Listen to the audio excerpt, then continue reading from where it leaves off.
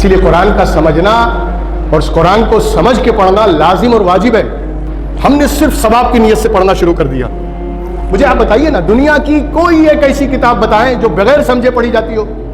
اور اگر میں آپ کی زبان میں ہی کوئی ایسی کتاب دے دوں اور اتنی ہائی فائی اردو ہو یا اتنی گاڑی ہندی ہو جو آپ کو سمجھ میں نہ آئے، آپ کتنی دیر پڑھیں گے؟ صرف قرآن کے ساتھ یہ ناانصافی ہو رہی ہے کہ ہم قرآن پڑھ بھی رہے ہیں، سمجھ بھی نہیں رہے اور نہ سمجھنے کی کوشش کر رہے ہیں۔ ابھی آپ ہر جمعہ کو سورہ کہف سنتے ہیں نا، ابھی بھی آپ نے سنا، ثواب کی نیت سے پڑھی جا رہی تھی، ثواب کی نیت سے سنا جا رہا تھا۔ لیکن اس سورہ کہف میں اللہ نے کیا میسج دیا ہے؟ اس سورہ کہف میں اللہ نے کیا پیغام دیا ہے؟ اس سورہ کہف میں اللہ نے لوگوں کو کس بات کی طرف اشارہ کیا ہے؟ دو بہت امپورٹنٹ اور بہت ہی اہم واقعے اس سورہ کہف میں موجود ہے۔ ایک حضرت موسیٰ اور حضرت خضر کا واقعہ ہے اور ایک اصحاب کہف کا واقعہ ہے۔ اس لیے کہ ایک کتے نے جب نیک بندوں کا ساتھ لینا ہوا تو اپنی خصلت چھوڑ دی، محبت کا دعویٰ کیا نیک بندوں سے اور چھوڑی کیا؟ خصلت۔ چھوڑ دی کیا؟ فطرت۔ آج ہم بھی تو دعویٰ کر رہے ہیں نا آئی لو محمد کا، آج ہم بھی تو دعویٰ کر رہے ہیں آئی لو محمد، پوسٹر لے کر آئی لو محمد، بینر لے کر آئی لو محمد، ہر جگہ لکھ کر آئی لو محمد۔ گریبان میں جھانک کے دیکھو، کیا ان کی محبت کے لائق بھی ہیں؟ تھوڑا سی ضمیر کو زندہ تو کرو۔ اب ایک کتے نے نیک بندوں سے محبت کا دعویٰ کیا، خصلت بدلنی پڑی، اور تم محمد عربی سے محبت کا دعویٰ کر رہے ہو، عادتیں وہی ہیں، بے نمازی ہیں، نماز کا اہتمام نہیں، آئی لو محمد۔ سوچی نا، یہ توہین نہیں ہے؟ جب محبت ہوتی ہے نا تو محبت کی سب سے پہلی علامت یہ ہے کہ آدمی چاہتا ہے کہ میں سر سے پیر تک اپنے محبوب کی طرح بن جاؤں، جو مجھے دیکھے اسے میرا محبوب یاد آ جائے، دیکھے امتی کو یاد آئے نبی۔ تو آئی لو محمد کا دعویٰ اپنی جگہ سچ ہے، مگر دلیل تو دو۔ شاہ عالم کہیں آئی لو محمد تو بالکل سمجھ میں آتا ہے، قطب عالم کہیں آئی لو محمد بالکل سمجھ میں آتا ہے، کیونکہ ان کی زندگی ایسی ہے کہ سر سے پیر تک شریعت محمدی کا پیکر بن گئے۔ اور یہ قرآن ہدایت کرتا ہے مضبوط، مستحکم، ٹھوس اور اسٹرانگ آئیڈیالوجی کی۔ ہوائی باتیں قرآن میں نہیں ہیں، ایسی باتیں قرآن میں ہے ہی نہیں جو عقل میں نہ آ سکے۔ یہ اور بات ہے کہ قرآن کو سمجھنے کے لیے عقل کی ضرورت نہیں بلکہ عقل سلیم اور قلب سلیم کی ضرورت ہے۔ قرآن کے ایک ایک لفظ میں اللہ نے میسج دیا ہے، ایک ایک آیت میں، ایک ایک سورہ میں اللہ نے بے شمار میسج لوگوں کو کنوے کیا ہے۔ اسی لیے قرآن کے نازل ہونے کا جو مقصد ہے، اس مقصد کو قرآن نے بیان کیا، اِنَّا أَنزَلْنَاهُ قُرْآنًا عَرَبِيًّا لَعَلَّكُمْ تَعْقِلُونَ۔ ہم نے اس قرآن کو، عربی قرآن کو جو نازل کیا ہے، صرف اس لیے نہیں کہ تم اسے تیجے میں، 40ویں میں اور صرف ثواب حاصل کرنے کی نیت سے پڑھو، بلکہ قرآن جو ہم نے نازل کیا ہے اس کا مقصد یہ ہے لعلکم تعقلون، تاکہ تم اسے سمجھو۔ افلا تتدبرون القرآن، تم قرآن پر غور کیوں نہیں کرتے؟ قرآن کی آیتوں کو، قرآن کے اشاروں کو، قرآن کے رموز کو، قرآن کی باتوں کو سمجھنے کی کوشش کیوں نہیں کرتے؟ ہر سورے میں، ہر آیت میں اللہ نے پیغام دیا ہے، میسج۔ اسی لیے قرآن کا سمجھنا اور اس قرآن کو سمجھ کے پڑھنا لازم اور واجب ہے۔ ہم نے صرف ثواب کی نیت سے پڑھنا شروع کر دیا۔ مجھے آپ بتائیے نا، دنیا کی کوئی ایک ایسی کتاب بتائیں جو بغیر سمجھے پڑھی جاتی ہو؟ اور اگر میں آپ کی زبان میں ہی کوئی ایسی کتاب دے دوں اور اتنی ہائی فائی اردو ہو یا اتنی گاڑی ہندی ہو جو آپ کو سمجھ میں نہ آئے، آپ کتنی دیر پڑھیں گے؟ صرف قرآن کے ساتھ یہ ناانصافی ہو رہی ہے کہ ہم قرآن پڑھ بھی رہے ہیں، سمجھ بھی نہیں رہے اور نہ سمجھنے کی کوشش کر رہے ہیں۔ ابھی آپ ہر جمعہ کو سورہ کہف سنتے ہیں نا، ابھی بھی آپ نے سنا، ثواب کی نیت سے پڑھی جا رہی تھی، ثواب کی نیت سے سنا جا رہا تھا۔ لیکن اس سورہ کہف میں اللہ نے کیا میسج دیا ہے؟ اس سورہ کہف میں اللہ نے کیا پیغام دیا ہے؟ اس سورہ کہف میں اللہ نے لوگوں کو کس بات کی طرف اشارہ کیا ہے؟ دو بہت امپورٹنٹ اور بہت ہی اہم واقعے اس سورہ کہف میں موجود ہے۔ ایک حضرت موسیٰ اور حضرت خضر کا واقعہ ہے اور ایک اصحاب کہف کا واقعہ ہے۔ اور اسی اصحاب کہف کے واقعے کی وجہ سے اس سورہ کا نام سورہ کہف ہے۔ کہف کہتے ہیں غار کو، جو پہاڑوں میں غار ہوتی ہے نا، اس کو کہف کہتے ہیں۔ اب میں تھوڑا سی واقعے کی طرف اشارہ کر دوں تاکہ سورہ کہف سمجھ میں آ جائے۔ اللہ کے کچھ نیک بندے تھے، بادشاہ بڑا ظالم تھا۔ کیسا ظالم تھا مجھے سمجھانے کی ضرورت نہیں ہے اس دور میں۔ ہر بات میں ظلم، بہت ظلم کرنے والا اور زندگی کو تنگ کر دینے والا تھا۔ تو اس کے ظلم اور استبداد سے بچنے کے لیے اللہ کے کچھ نیک بندوں نے بستی چھوڑ دی اور چلے غار کی طرف کہ اس پہاڑ کی غار میں ہم زندگی گزار لیں گے، کم سے کم اس کے ظلم و استبداد سے تو بچیں گے۔ لیکن تھے اللہ کے نیک بندے۔ جب وہ جانے لگے تو ایک کتا جو انہی کی گلی کا تھا وہ ان کے پیچھے لگ گیا، جس کا ذکر قرآن میں ہے، جس کا نام خطمیر ہے، قرآن میں اس کا ذکر ہے۔ اب جب وہ کتا ان کے پیچھے لگا تو یہ جو اللہ کے نیک بندے جا رہے تھے چھپنے کے لیے، ان کی تعداد قرآن نے بھی نہیں بتائی۔ لوگوں نے قیاس کیا 5، چھٹا کتا 6، 7واں کتا 7، 8واں کتا، ایسے لوگوں نے قیاس کیا، قرآن میں اس کا ذکر ہے، لیکن اصل تعداد تو اللہ جانتا ہے۔ بلکہ وہ جب جانے لگے تو کتا ان کے پیچھے چلا، تو انہوں نے کتے کو بھگایا، کتے کو بھگایا۔ تو اس کتے نے اللہ کی بارگاہ میں دعا کی، مولا مجھے زبان دے، میں تیرے نیک بندوں سے بات کرنا چاہتا ہوں۔ اللہ نے اسے زبان دی۔ اس نے پلٹ کر کہا کہ آپ مجھے کیوں بھگا رہے ہیں؟ اس لیے کہ میں ذلیل مخلوق ہوں؟ آپ مجھے اس لیے بھگا رہے ہیں کہ میں آپ کے ساتھ جاؤں گا تو ایک ذلیل مخلوق آپ کے ساتھ کیسے رہ سکتی ہے، اس لیے بھگا رہے ہیں؟ تو انہوں نے کہا کہ تو ہمارے پیچھے آ کیوں رہا ہے؟ ہم تو ظلم و استبداد سے بچنے کے لیے، اپنی جان بچانے کے لیے اس غار میں چھپنے جا رہے ہیں، اور تیری خصلت ہے۔ دیکھیے ایک چیز بتاؤں، میں بات آ گئی تو کہہ دوں، ایک ہے عادت اور ایک ہے خصلت۔ عادت وہ ہے جو بندہ خود ڈالتا ہے، اور خصلت وہ ہے جو اللہ کی طرف سے عطا کی جاتی ہے۔ تو جب اللہ کی طرف سے کوئی چیز عطا ہوتی ہے نا تو وہ سب میں ہوتی ہے۔ جیسے بھوک سبھی کو لگتی ہے، پیاس سبھی کو لگتی ہے، غصہ سبھی کو آتا ہے۔ تو یہ چیزیں خصلت اور نیچر میں داخل ہیں، فطرت۔ تو جو چیزیں فطرت میں ہو وہ ہے خصلت، اور جو بندہ خود ڈال لے اپنے اندر وہ عادت ہے۔ جیسے بیڑی کی عادت، سگریٹ عادت، پان کھانا عادت۔ ہر آدمی پان نہیں کھائے گا، ہر آدمی سگریٹ نہیں پیے گا، لیکن بھوک سب کو لگتی ہے کیونکہ وہ اللہ کی طرف سے دی ہوئی ہے۔ تو جو چیز اللہ کی طرف سے ودیت ہوتی ہے اسے کہتے ہیں خصلت، اور جو چیز ہم خود پال لیں اسے کہتے ہیں عادت۔ اسی لیے عادت چھٹ سکتی ہے، خصلت نہیں چھٹ سکتی۔ عادت چھوٹ جاتی ہے مگر خصلت نہیں چھوٹتی۔ خصلت کو بدلنے کے لیے بڑی محنت کرنی پڑتی ہے۔ اچھا، ایسی کوئی تعویذ یا ایسی کوئی دعا ہے کہ بھوک نہیں لگے، پیاس نہیں لگے؟ نہیں۔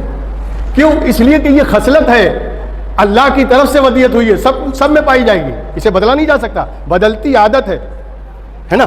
اچھا، کتے کا بھونکنا یہ کتے کی عادت ہے یا خصلت ہے؟ کیا ہے؟ خصلت ہے۔ ہر کتا بھونکے گا، اور چاہے کہیں کا بھی کتا ہو، انگلستان کا ہو یا عربستان کا، ایک ہی بھاشا میں بھونکتا ہے۔ ایسا نہیں ہے کہ انگلش کتا ہو تو انگریزی میں بھونکے، دیسی کتا ہو گجراتی ہو تو گجراتی میں بھونکے، نہیں، سب کی زبان ایک۔ یہ ان کی خصلت ہے، جہاں بھی ہوں گے وہ بھونکے گا۔ تو حضرت اصحاب کہف نے کہا کہ ہم تمہیں ساتھ نہیں لے جا سکتے۔ کہا کیوں؟ کہا اس لیے کہ تیری خصلت میں بھونکنا ہے، تیری خصلت میں بھونکنا ہے، اور اگر تو بھونکے گا تو ہم چھپے ہوئے ہیں، لوگوں کو معلوم ہو جائے گا کہ یہاں کوئی ہے۔ تو جانتے ہو کتے نے کیا کہا؟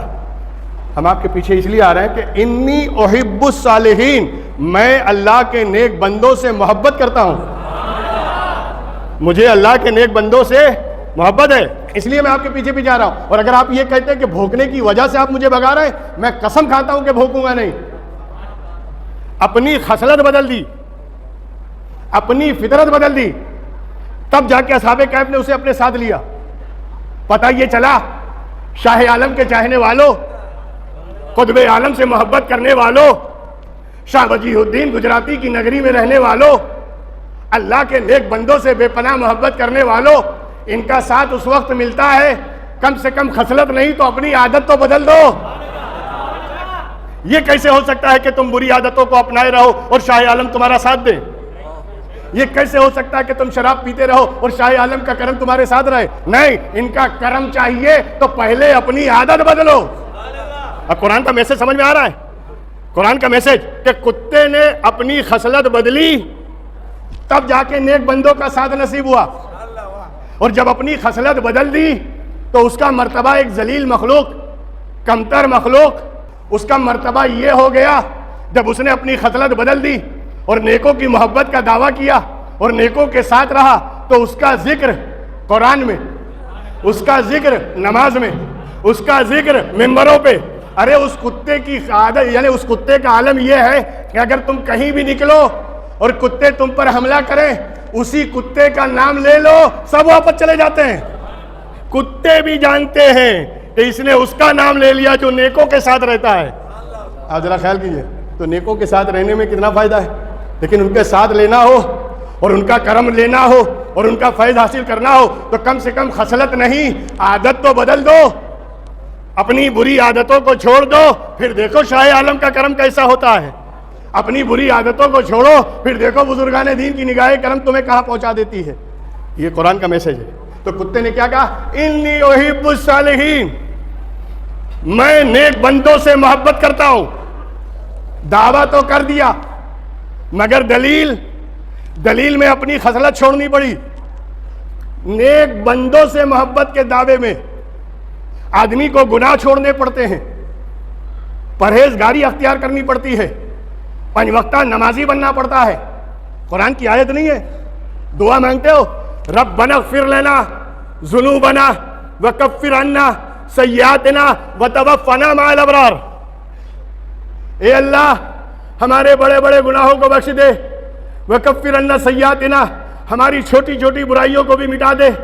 بڑے گناہ بھی ختم کر، چھوٹے گناہ بھی مٹا دے، بڑی غلطیوں کو بھی معاف کر، چھوٹی چھوٹی غلطیوں کو بھی ہماری نامہ اعمال سے مٹا دے.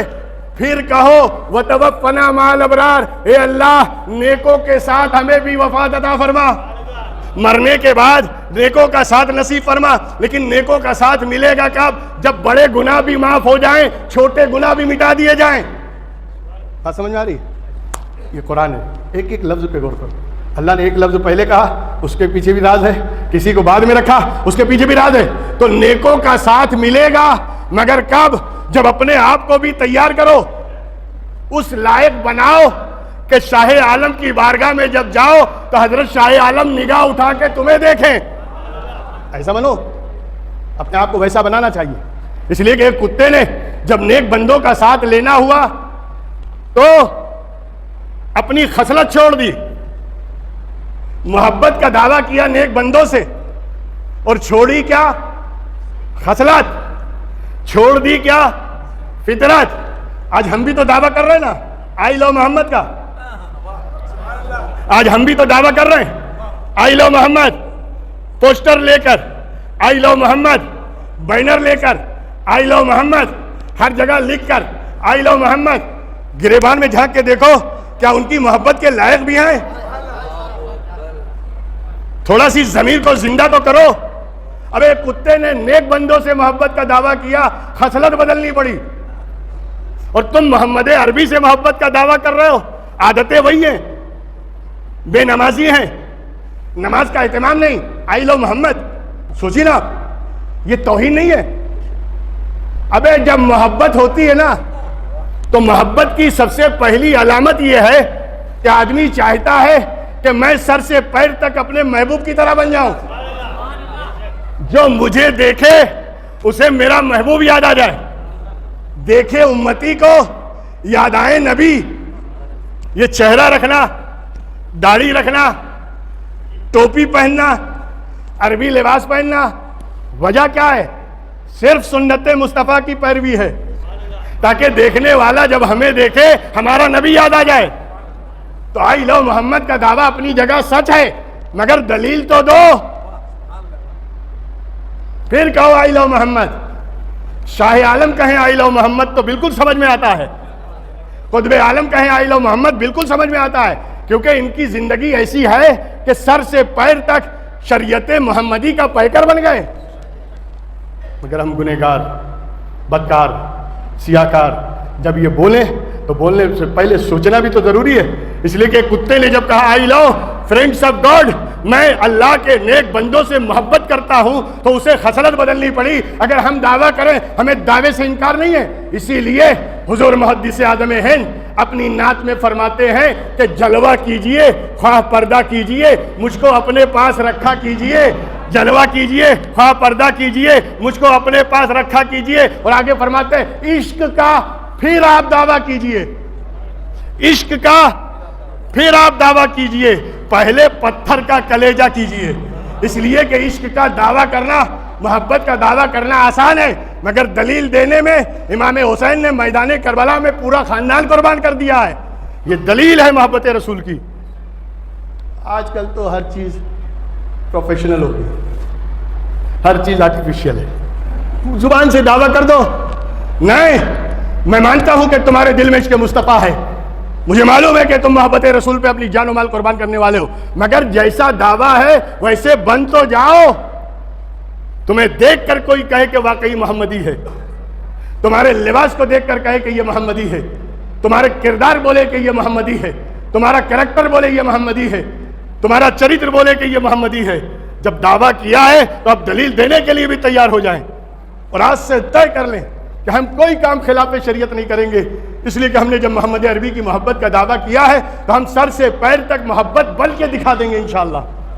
انشاءاللہ بولو یار۔ اس لیے اللہ کے نیک بندوں کا ساتھ چاہیے، نیک بنو، متقی بنو، پرہیزگار بنو، گناہوں سے باز رہو، خطاؤں سے دور رہو، شریعت کی نافرمانی سے بچتے رہو، تب جا کے ان نیک بندوں کا ساتھ نصیب ہوتا ہے۔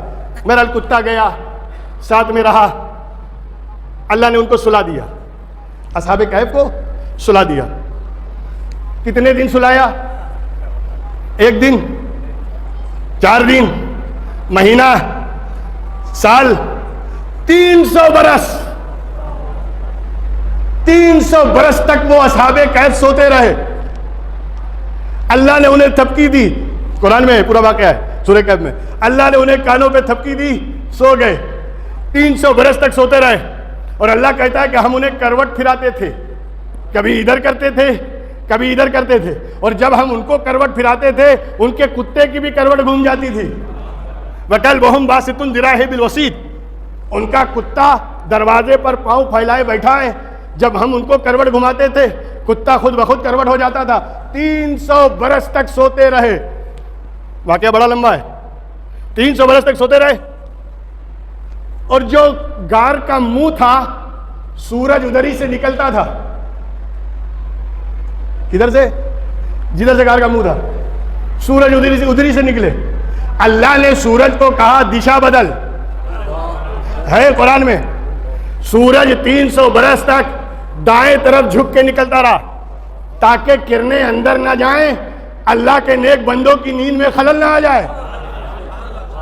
300 برس تک سورج نے دشا بدلی، ایسے نکلتا تھا ترچھا ہو کے، اور پھر ویسے ہی جا کے ڈوب جاتا تھا۔ آپ بتائیں، تم کہتے ہو ولی کا مرتبہ کیا ہے؟ بے ولی کا مرتبہ دیکھ، سورج اپنی دشا بدل دے، یہ ولیوں کی شان ہے۔ سورج دشا بدل دے، 300 برس تک سوتے رہے۔ 300 برس کے بعد آنکھ کھلی تو انہوں نے کہا جاؤ باہر کچھ کھانے وانے کا لاؤ۔ ایک ساتھی کو بھیجا، وہ سکہ جو لے کے گیا، باہر جا کے دیکھا 300 برس گزر چکے تھے، گورنمنٹ بدل گئی، ستہ بدل گئی، حکومت بدل گئی، یہ پرانا سکہ لے کے گیا۔ اس نے کہا بھائی یہ تو 300 برس پرانا ہے، یہ کہاں سے تم لائے؟ کوئی خزانہ ہاتھ لگ گیا؟ کوئی خزانہ ملا ہے؟ کہا نہیں، یہ ہم لوگ فلاں جگہ سو رہے تھے، آنکھ کھلی تو میں لینے آیا۔ ابے 300 برس پرانا ہے، اب جب بادشاہ کو خبر ملی تو پوری پولیس فورس کے ساتھ وہاں پہنچے. پتا چلا یہ اللہ کے وہ نیک بندے ہیں جنہیں اللہ نے بچانے کے لیے ایک غار میں چھپنے کا حکم دے دیا, اور یہ غار میں 300 برس تک رہے. اب ذرا خیال کریں, اللہ ظالموں سے بچاتا ہے, اللہ ظالموں سے بچاتا ہے, مگر شرط یہ ہے کہ پہلے نیک تو بن جاؤ. کوئی ظلم تم پہ چلنے والا نہیں, اللہ تمہاری حفاظت کرنے والا ہے, لیکن شرط یہ ہے کہ پہلے نیکوکار بنو, پرہیزگار بنو, اللہ کی اطاعت شعار بنو, اور جب اللہ کی مانو گے تو اللہ تمہاری بھی ماننے والا ہے. آج ہمارے لیے مسئلہ کیا ہے معلوم ہے؟ ہم اللہ کو مانتے ہیں, اللہ کی نہیں مانتے. اللہ کو مانتے ہیں, وحدہ لا شریک مانتے ہیں, اللہ کو صمد مانتے ہیں, اللہ کو لم یلد مانتے ہیں, اللہ کو ولم یولد مانتے ہیں, اللہ کو ولم یکن لہ کفوا احد مانتے ہیں, اللہ کو بے نظیر مانتے ہیں, اللہ کو لاجواب مانتے ہیں, اللہ کو بے مثال مانتے ہیں, لیکن اللہ کی نہیں مانتے. اور جب اللہ کی مانو گے تب اللہ تمہاری مانے گا. شاہ عالم نے اللہ کی مانا, آج تک اور قیامت تک اللہ ان کی مانے گا. قطب عالم نے اللہ کی مانا, صبح قیامت تک اللہ ان کی مانے گا. اولیاء کاملین نے اللہ کی مانا. جانتے ہو آخری بات, محبت صالحین میں, اللہ کے نیک بندوں کی محبت میں ایک کتے نے اپنی خصلت بدل دی نا, خصلت بدلی, نیکوں میں شامل ہو گیا. اور انتہا کی بات تو یہ ہے کہ جنت میں 4 جانور جائیں گے اور ان میں ایک کتا بھی ہے. اصحاب کہف کا کتا بھی ہے. حیرت کی بات ہے, نیکوں کا ساتھ پکڑ کر کتا جنتی ہو جائے اور ہم احمد آباد شاہ عالم کے کرم کے نیچے رہیں اور جہنمی ہو جائیں. یہ ہماری بدقسمتی ہے, ہماری بدبختی ہے کہ ایسے بزرگوں کے چرنوں میں رہنے کے بعد, ایسے بزرگوں کے سائے میں رہنے کے بعد ہم جہنمی ہو جائیں. ایک کتا نیکوں کے ساتھ رہے جنتی ہو جائے. مگر فرق یہ ہے کہ کتے نے اپنی عادت بدلی تب اسے یہ مرتبہ ملا. قرآن یہی میسج دے رہا ہے کہ تم بھی اپنی عادتیں بدلو, پھر نیکوں کا ساتھ پکڑو. جب اپنی عادتیں بدلو گے اور نیکوں کا ساتھ پکڑو گے, گناہوں سے توبہ کرو گے, گناہوں سے بعد آ جاؤ گے, ناجائز چیزوں سے یعنی احتیاط کرو گے, حرام چیزوں سے بچو گے, اور پھر اللہ کے نیک بندوں کا ساتھ پکڑو گے, تو ان کا ساتھ تمہیں دنیا میں بھی برکت دے گا, آخرت میں بھی تمہاری نجات کا ذریعہ بن جائے گا. بات سمجھ میں آ رہی ہے؟ یہ ہے قرآن کا وہ میسج جو میں نے چاہا آپ کی بارگاہ میں پیش کروں. آخری بات, خصلت بدل دینا یہ ہر انسان کے بس کی بات نہیں ہے. محبت کے دعوے میں, محبت کا دعویٰ کر کے عادت تو بدل سکتے ہیں, لیکن خصلت بدلنا یہ ہر انسان کے بس کی بات نہیں ہے. یہ وہی بدل سکتا ہے جسے اللہ نے اپنے لیے پیدا کیا ہو. خصلت وہی بدلے گا جسے اللہ نے اپنے لیے پیدا کیا ہو. یاد نہیں ہے 6 مہینے تک شیخ عبد القادر جیلانی نے طے کر لیا, نہ کھانا کھاؤں گا نہ پانی پیوں گا. 6 مہینے تک عبادت پر عبادت, ریاضت پر ریاضت, مجاہدے پہ مجاہدہ, جنگل اور بیابان, صحرا نوردی, جنگل میں جا کر 6 مہینے تک عبادت و ریاضت کرتے رہے. نہ کچھ کھانا ہے نہ کچھ پینا ہے. خصلت بدل دی, خصلت پہ یعنی غوث اعظم نے کنٹرول کر لیا, نہ کھاؤں گا نہ پیوں گا. کب تک نہیں کھاؤ گے؟ جب تک اللہ نہیں کھلائے گا. کب تک نہیں پیو گے؟ جب تک اللہ نہیں پلائے گا. یہی تو سوچ تھی, یہی تو تھنکنگ تھی, یہی تو وچار دھارا تھی. 6 مہینے تک مسلسل بھوکے اور پیاسے رہ کر عبادت و ریاضت اور مجاہدے میں جب زندگی گزارا میرے پیر دستگیر نے, تب جا کے ان کے پیر حضرت ابو سعید مخزومی کو اللہ نے بیابان سے عبد القادر کو لے کر آؤ اور اسے کھانا تو کھلاؤ, اسے پانی تو پلاؤ. 6 مہینے سے اس نے یہی ضد پکڑی ہے, اللہ کھلائے گا تو کھاؤں گا, اللہ پلائے گا تو پیوں گا. جاؤ میرا حکم ہے, اسے لا کر کھلاؤ بھی اور پلاؤ بھی. پیر و مرشد پہنچے اور جا کے شیخ عبد القادر جیلانی کو اپنی خانقاہ میں لے کر آئے, بٹھایا. بٹھانے کے بعد کھانا منگایا. جیسے ہی نوالا توڑا پیر نے, نوالا منہ کے قریب کیا, حضرت شیخ عبد القادر جیلانی نے غوث اعظم پیران پیر دستگیر نے دل میں سوچا میں نے تو یہ طے کیا تھا جب تک وہ نہیں کھلائے گا نہیں کھاؤں گا، جب تک وہ نہیں پلائے گا نہیں پیوں گا، اور یہ تو پیر صاحب کھلا رہے ہیں۔ فوراً چہرہ گھما لیا، کہا میں نہیں کھانے والا، میں نہیں پینے والا۔ غیب سے آواز آئی عبد القادر تمہیں ہماری قسم ہے کھا لو، عبد القادر تمہیں ہماری قسم ہے کھا لو۔ اسی بات کو بریلی کا تاجدار امام عشق و محبت مجدد دین و ملت امام احمد رضا خان فاضل بریلوی یہ پکار اٹھے قسمیں دے دے کے کھلاتا ہے پلاتا ہے تجھے پیارا اللہ تیرا چاہنے والا تیرا۔ حضرت خیال کریں جب یہ اللہ کی محبت میں خصلت بدلی، بس سمجھیں دعویٰ کرنا آسان ہے، دلیل دینا بڑا مشکل ہے۔ ہمیں آپ کی محبت پر یقین ہے، ہمیں آپ کی محبت کا آدر ہے، ہم آپ کی محبت کا احترام کرتے ہیں، مگر میرے نوجوانوں یہ بارگاہ رسالت ہے، یہاں جھوٹے دعوے چلنے والے نہیں ہیں۔